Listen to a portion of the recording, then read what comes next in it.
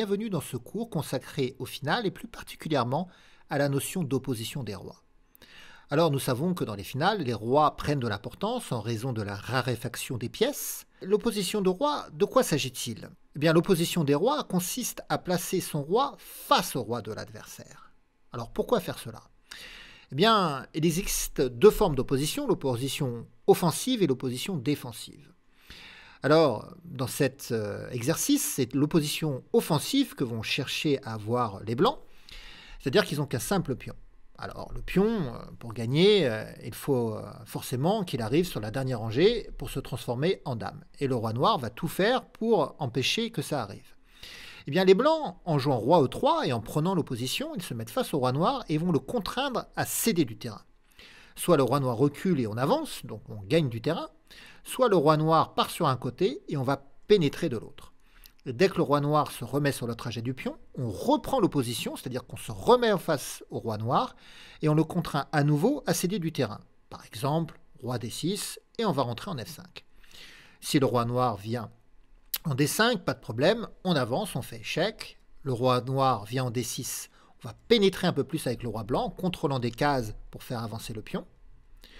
Et dès que le roi noir revient sur la trajectoire du pion, on reprend l'opposition offensive pour contraindre le roi noir à partir sur un côté, le roi blanc pénètre de l'autre, et il contrôle les cases E6, E7 et E8 qui vont donc assurer la promotion du pion. Bon. Alors pourquoi c'était absolument nécessaire? Revenons à la position de départ. Si les blancs ne jouent pas roi E3 et qu'ils décident par exemple d'avancer leur pion, bon, le roi noir va reculer en E6, et là, dès que le roi blanc va commencer à pointer le bout de son nez, eh bien les noirs vont prendre ce qu'on appelle l'opposition défensive, c'est-à-dire qu'ils vont se mettre face au roi blanc et empêcher le roi blanc de pénétrer dans la position. Bon, certes, les blancs peuvent faire échec, le roi vient bloquer le pion, le roi vient en E4, et là le roi noir va tranquillement reculer en E7. Pourquoi en E7? Tout simplement pour être capable de prendre les oppositions défensives. Si le roi blanc vient en D5, on s'oppose à lui en venant en D7. Et si le roi blanc vient en F5, on s'oppose à lui en venant en F7. Par exemple, roi F5, roi F7.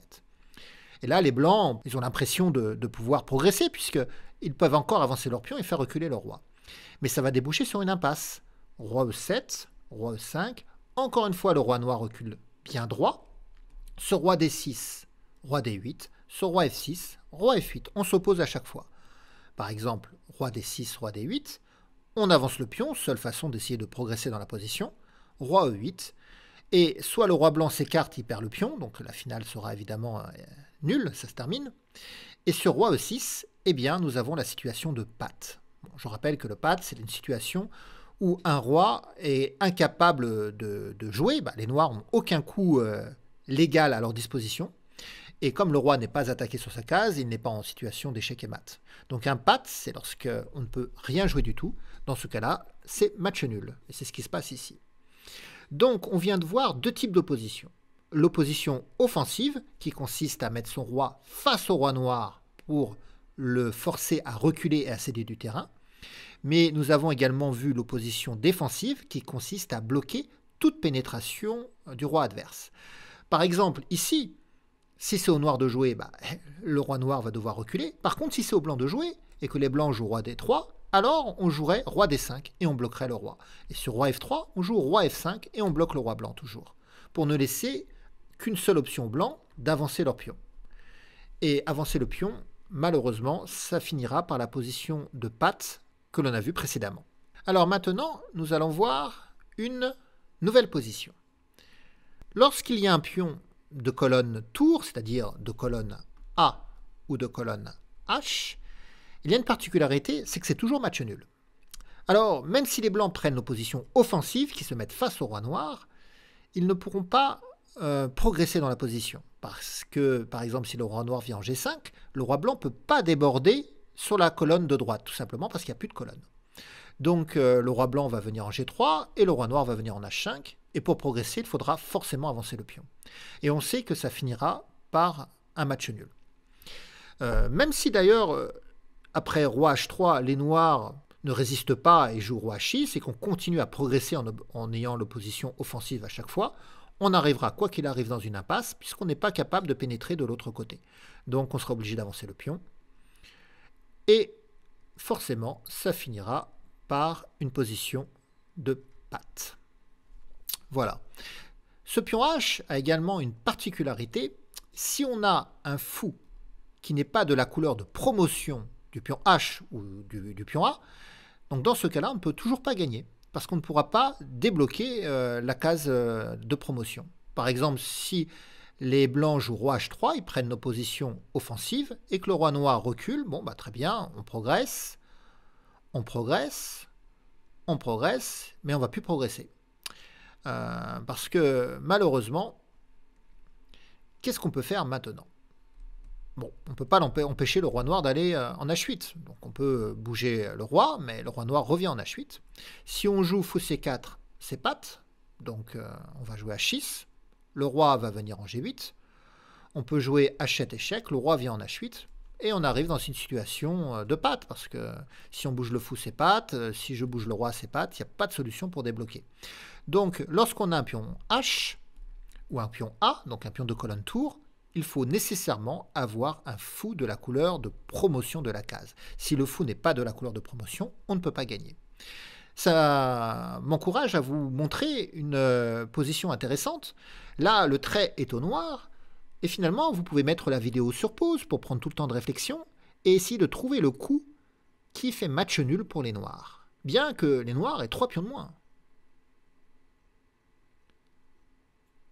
Alors voilà, j'espère que vous avez le temps de mettre la vidéo sur pause. Et le coup pour pouvoir annuler, c'est le coup fou H3. Pourquoi? En réalité, le seul pion dangereux ici, c'est le pion G2. Donc, il faut essayer d'éliminer le pion G2 avec fou H3. Si les blancs prennent, certes, ils ont 3 pions triplés, mais comme le fou n'est pas de la couleur de la case de promotion, c'est-à-dire comme le fou n'est pas de case noire, on ne pourra pas gagner cette position. Alors, bien sûr, après fou H3, les blancs ne sont pas obligés de prendre. Mais en fait, ils ne peuvent pas avancer leur pion, il est cloué. Donc on peut essayer de se déclouer, mais le fou va se sacrifier contre le pion G, et on arrivera à cette position de nul théorique. Alors, maintenant, allons sur une nouvelle position. Ici, le trait est au blanc, donc je vous invite à nouveau, si vous voulez réfléchir à trouver le meilleur coup des blancs, à mettre la vidéo sur pause, et on se retrouve dans quelques instants pour parler finale ensemble. A tout de suite. Bien voilà, j'espère que vous avez le temps de mettre la vidéo sur pause. Et donc le bon coup ici, c'est le coup roi H4. Il faut prendre l'opposition et se mettre face au roi noir. Alors ça paraît étrange. On peut se dire pourquoi on reste sur la colonne H? Pourquoi on ne va pas aller sur la colonne G pour s'approcher du pion noir? Bien tout simplement, si on fait ça, ça sera match nul. Par exemple, si on joue roi G4, les noirs peuvent jouer roi G6, opposition défensive. Bon, roi F4, roi F6, roi E4, roi E6. Et après, roi D4, par contre, il ne faut pas jouer roi D6. Pourtant, on se dit, ce serait très bien, roi D6, on conserve l'opposition. Et après, roi C4, on joue roi C6. Et après, roi B4, on joue roi B6. Et après, roi C4, on joue roi C6. Et on arrive à conserver l'opposition. Mais en fait, non, on ne la conserve pas. Parce que les blancs ont un petit coup de réserve, ils peuvent jouer C3. Et en jouant ce coup de pion, ils renversent l'opposition. Maintenant, c'est au noir de jouer. Et c'est comme si le roi blanc venait de se placer face au roi noir, et ça contraint le roi noir à céder du terrain. Et on a vu que c'était gagnant. Soit le roi noir recule et on avance, soit le roi noir part sur un côté et on pénètre de l'autre. Donc, revenons à la position de départ. Après roi G4, opposition défensive, c'est pas tout d'avoir l'opposition défensive, il faut pouvoir la garder. Roi E4, roi E6, roi D4, et là, avec roi D6, on ne la conservera pas. Donc le coup astucieux ici pour les noirs, et vous pouvez mettre la vidéo sur pause pour le trouver, c'est un coup un petit peu étrange. Donc, je vous laisse quelques instants de réflexion. À tout de suite. Voilà. Alors, le bon coup pour les noirs, c'est de donner leur pion. Ils doivent en réalité jouer B3. Tout simplement parce qu'avec cette avance de pion et ce sacrifice de pion, ils vont enlever le coup de réserve des blancs. Par exemple, si les blancs prennent en B3, alors on a l'opposition défensive, roi C4, roi C6, roi B4, roi B6, et les blancs avec le pion en B3, c'est pas comme si le pion était sur la deuxième rangée où il pouvait avancer, là le pion ne peut pas avancer, donc les blancs n'ont pas de coup de réserve. S'ils jouent roi A4, roi A6, on bloque partout toute pénétration du roi blanc, et avancer le pion amènera à une situation de patte, comme on l'a vu lors des premiers exemples. Alors revenons à la position de départ. Le bon coup, c'est donc pas roi G4, c'est roi H4. On prend l'opposition nous-mêmes.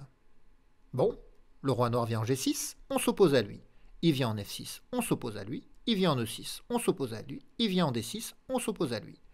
Cette fois-ci, si les noirs jouent B3, eh bien, on peut prendre. Et sur roi C6, roi C4, roi B6, roi B4, on a l'opposition. Le roi noir doit céder du terrain.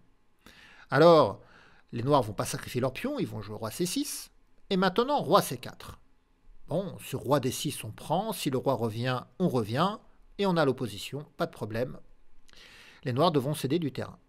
Mais après roi C4, les noirs peuvent être encore un petit peu ennuyeux et nous jouer le coup B3. Et là, il faut réfléchir. Mange-t-on ce pion de notre pion ou de notre roi? Alors, vous avez une petite idée, vous pouvez mettre la vidéo sur pause toujours pour essayer de chercher ce qu'il faut faire. Voilà, alors ici, il ne faut surtout pas prendre du roi. Parce que si vous prenez du roi, le roi noir prend l'opposition défensive et on ne peut plus rien faire, on est totalement bloqué, il faudra avancer le pion et ça mènera à la situation de patte. Donc ici, sur B3, il faut prendre évidemment du pion.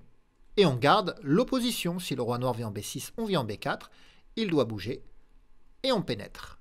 Ça permettra d'avancer le pion. Si le roi noir revient devant le pion, enfin sur la colonne du pion, on reprend l'opposition toujours pour obliger le roi noir à céder du terrain, puis on finira par gagner la position. Et les 3 dernières cases sont assurées, donc on fera dame. Voilà pour cet exercice.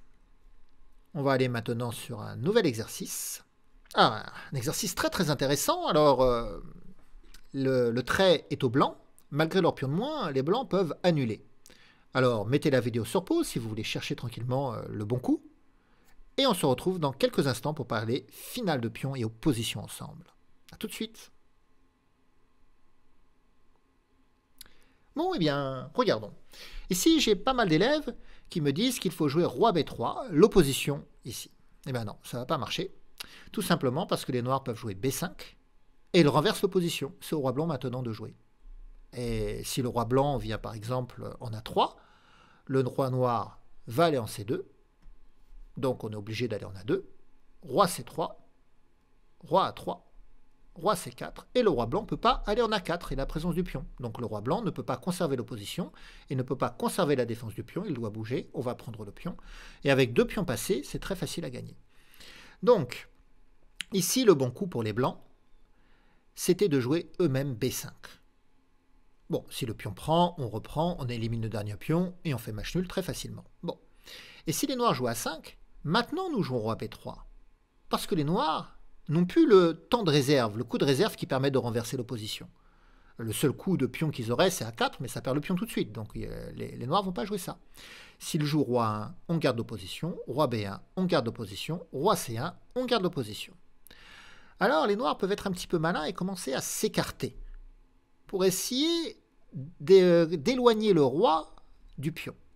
Bon, mais on peut suivre pour l'instant. Et sur roi E1, on peut continuer à suivre et à garder l'opposition défensive. Pourquoi? Parce que si le pion avance, on est capable de le rattraper. Alors pour ça, il faut connaître la règle du carré. C'est simple, quand un pion avance, vous dessinez un carré, et si votre roi est capable de rentrer dans le carré, alors il est capable de rattraper le pion. Par exemple, si on joue roi D3 et que le pion avance, à chaque fois on rentre dans le carré et on pourra éliminer le pion. Donc pour l'instant, si les noirs avancent leur pion, le roi blanc peut rentrer dans le carré et arrêter ce pion. Donc les noirs ils vont continuer leur stratégie roi F1. Et là attention, si on continue l'opposition, alors le pion avance et nous ne sommes plus dans le carré. Le roi blanc est incapable de rentrer dans le carré, donc du coup le pion il va à dame. Alors ici il faut trouver une autre idée.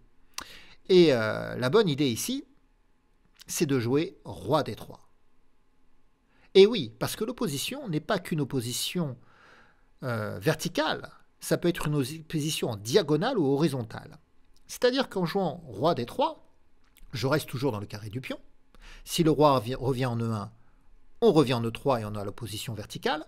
Mais si le roi vient en F2, je viens en D2 et j'ai l'opposition horizontale. Et le roi noir n'approche pas. Donc ici, il faut jouer roi D3, avoir cette opposition en diagonale, sur roi E1, roi E3, et sur roi F2, roi D2. Bon, alors les noirs peuvent être un petit peu malins, essayer de nous embrouiller un peu, et jouer par exemple roi G1. Bon, Eh bien, sur roi G1, il faut encore une fois avoir l'opposition en diagonale, ici.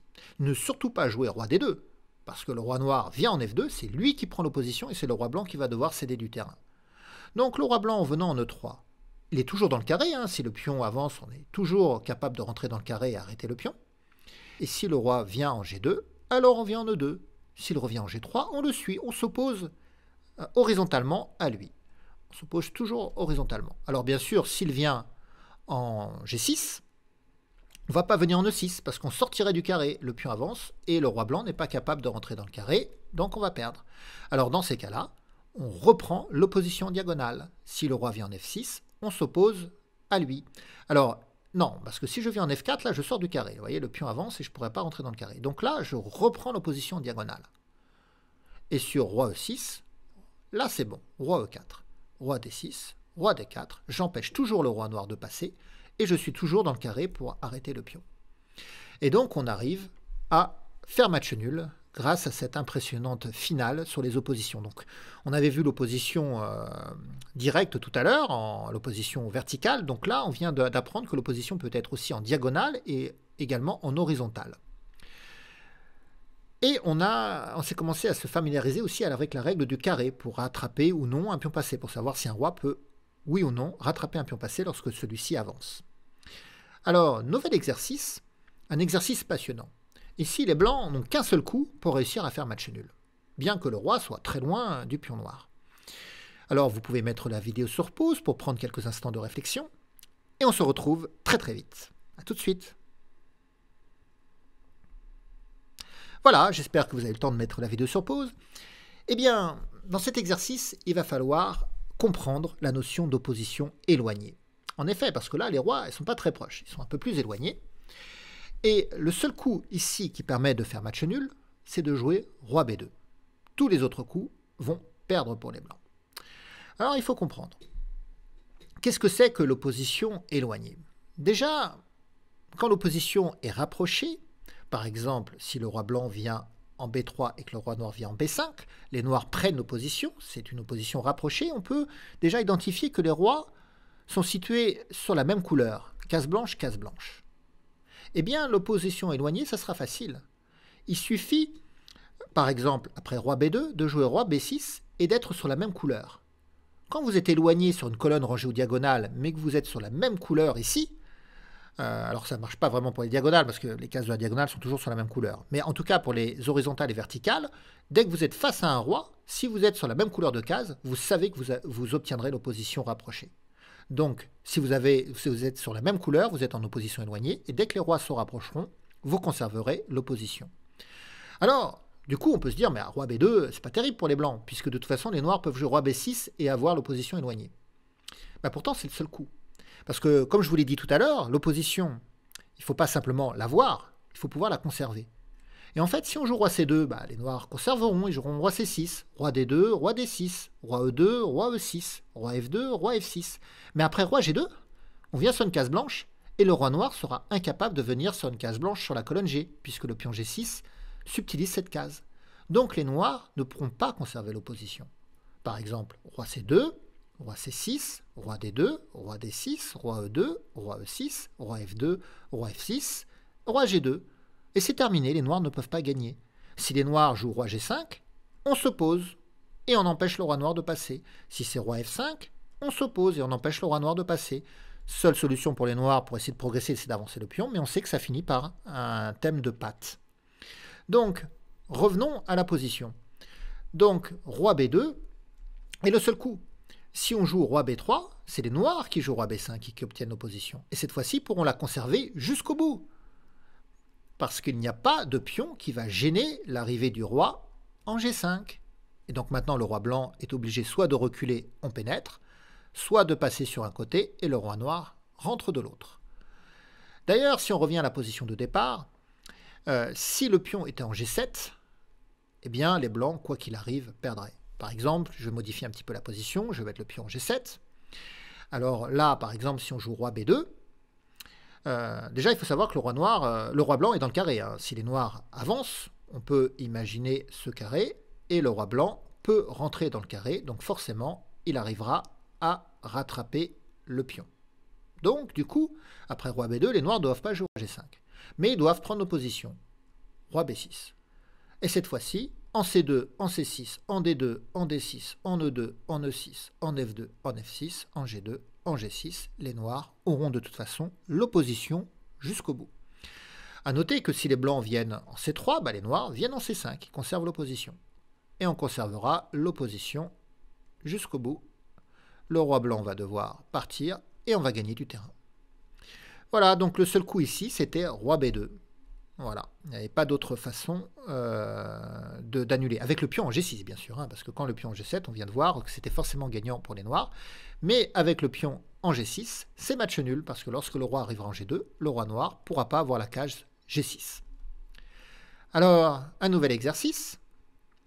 Ici, le trait est au blanc. Un pion de part et d'autre, mais évidemment, le roi noir est très proche. Il n'y a qu'une seule façon de faire nul. Mettez la vidéo sur pause. Et on en reparle dans quelques instants. A tout de suite. Alors voilà. Ici, la seule façon de faire match nul pour les blancs, ça va consister à jouer F6 et à donner le pion. Pourquoi? Bien, tout simplement, on pourrait se dire, bon, on peut avoir une opposition éloignée et jouer roi D2. Case noire, c'est bon. Mais ça ne va pas être bon, en fait, parce qu'après, roi E5, bon, on peut avoir l'opposition, très bien. Roi F5, on a l'opposition. Roi G5, on a l'opposition, sauf que les noirs ont un coup de réserve. Ils peuvent jouer G6. Ils renversent l'opposition. Le roi blanc doit maintenant bouger et céder du terrain.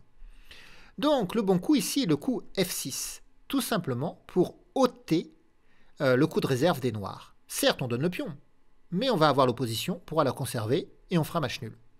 Par exemple, si le pion prend en F6, maintenant, roi D2. On se met sur la même couleur de case en opposition éloignée. Si le roi vient en E6, on vient en E2. Si le roi noir vient en D6, on vient en E3. Si le roi noir vient en F5, on vient en F3. Et il n'y a plus de temps de réserve ici, parce que le pion n'est pas sur la 7e rangée. Donc il n'y a pas moyen ici d'avoir un temps de réserve, et les blancs vont, quoi qu'il arrive, bloquer le roi noir. Donc un joli coup, il faut sacrifier le pion pour ôter le coup de réserve au noir dans cette position, et ensuite prendre l'opposition. Alors, un nouvel exercice. Position fabuleuse d'Emmanuel Lasker, c'est lui qui a créé cette position, c'est un ancien champion du monde. Donc ici, on a les blancs, et il faut trouver le seul coup qui gagne. Bon, vous pouvez mettre la vidéo sur pause, comme d'habitude, et on se retrouve dans quelques instants. A tout de suite. Alors voilà, ici, le seul coup qui gagne, ça va être de jouer roi E2. Il faut prendre l'opposition éloignée. Il n'y a pas d'autre façon. Le roi noir est sur une case blanche, on vient sur une case blanche sur la même colonne que lui. Hop, opposition éloignée. Si le roi noir s'approche, on s'approche. S'il s'approche encore, on s'approche toujours. Sur la même couleur de case, on a l'opposition directe. Bon. Si le roi noir vient en F6, bon, on pourrait essayer de pénétrer pour aller chercher le pion. Seulement, le roi noir est assez proche du pion H également. Il peut jouer roi F5 et aller chercher notre pion. Donc là, le plus malin, après roi F6, c'est de conserver encore l'opposition. Et sur roi E6, maintenant on pénètre pour chercher le pion H, parce que le roi noir est beaucoup plus loin du pion B. Alors on va se dire, oui, mais les noirs ne sont pas obligés d'aller en E6, ils peuvent aller en G6. Ok, mais roi E5. Et si le roi noir vient en H6, on prend l'opposition ici horizontale, le roi noir doit reculer, on vient en G5 et on gagne le pion. Alors tout à l'heure, je vous avais dit qu'un pion H ne pouvait pas gagner. Sauf que là, évidemment, on ne va pas essayer de promouvoir le pion H, ça finira par une position de patte. On va plutôt laisser le pion H à son triste sort, mais on va aller gagner le pion B. Et là, le pion B, ça permettra de gagner cette finale. Donc, il fallait absolument jouer roi E2. C'est le seul coup qui gagne. Si on jouait par exemple roi E3, ça peut paraître bien de centraliser le roi là rapidement. Seulement, les noirs vont prendre l'opposition éloignée. Ils vont jouer roi E7. Ils sont sur la même couleur de case. Et si on joue roi D4, alors roi D6. Si on joue roi E4, alors roi E6. Et si on joue roi F4, alors roi F6. Et on ne pourra pas passer. Par exemple, roi F4, roi F6. On ne peut pas passer. C'est opposition. Il n'y a rien à faire. Donc voilà. Donc lorsque les rois sont très loin, il faut regarder la couleur de case et se mettre en E2. Alors là, par exemple, si les noirs venaient en D8, on pourrait garder l'opposition éloignée en jouant roi D2. Mais le but des blancs, c'est pas simplement de bloquer les noirs. Les blancs veulent gagner. Donc il faut qu'il pénètre dans la position. Et comment pénétrer? Pas en jouant roi d3, parce que les noirs jouent roi d7 et ils ont l'opposition éloignée. C'est la même couleur de case. On ne va pas jouer roi e3 parce qu'il y a roi e7 et les noirs ont l'opposition éloignée. Par contre, on peut jouer roi f3. Parce que si les noirs voulaient l'opposition, soit ils prendraient l'opposition directement en venant en f5, soit ils prendraient l'opposition éloignée en venant en f7. Il faudrait se mettre sur une case blanche sur la colonne F. Et c'est comme ça qu'ils pourraient faire match nul. Mais ils ne peuvent pas. Donc, comme ils ne peuvent pas, les blancs vont pouvoir pénétrer dans la position. Par exemple, si le roi noir vient en e7, alors là, il ne faut pas venir en e4, parce qu'il y a roi e6. Il ne faut pas venir en f4, parce qu'il y a roi f6. Mais il faut venir en e3, et on garde l'opposition. Si le roi noir vient en e6, on pénètre en e4. S'il vient en d6, on pénètre en d4. S'il vient en f6, on prend l'opposition en f4. Et si le roi vient par exemple en f7, alors bien sûr on ne vient pas en f4, il prend l'opposition, on ne vient pas en e4, il prend l'opposition, mais on vient en d4. Et on va chercher le pion B. Bon, par exemple, roi f6, roi b4, roi f5, on prend le pion, roi g4, on va maintenant s'éloigner. Alors, comme le pion H voudrait venir en H1 pour faire dame, on va plutôt jouer roi c5. Et après roi prend h4, on avance le pion. Roi g3, on avance le pion. On fait échec, roi g2. Donc là, le pion est très proche de réussir à faire une dame. En réalité, si le pion était déjà en h2, les noirs pourraient faire match nul. Mais là, le pion est encore en h3, donc on a les capacités ici d'arrêter ce pion. Alors comment faire? Eh bien, tout simplement, il faut essayer de forcer le roi noir à aller sur la colonne H pour que le pion ne puisse pas avancer. Donc on va par exemple jouer dame b7 échec, il va jouer roi g1, il veut toujours avancer son pion. On va jouer dame g7 échec, donc le roi va se décaler, il veut toujours avancer le pion. On va jouer dame e5, on contrôle la case d'avance du pion, donc le roi va se rapprocher. Dame e4 échec, roi g1, et dame g4 échec. Et là, le roi noir, malheureusement, il doit aller en h2, sinon ça perd le pion. Et si le roi noir vient en h2, on peut approcher le roi blanc. Et là, le roi noir doit aller en h1 et ça va perdre le pion. D'ailleurs, c'est pour ça que si le pion était déjà en h2 et le roi en h1, ça ferait match nul parce que ça serait patte en fait. Donc là, les blancs ne gagnent que parce que le roi a la case h1. Si les noirs avaient progressé d'une rangée, c'était match nul cette position.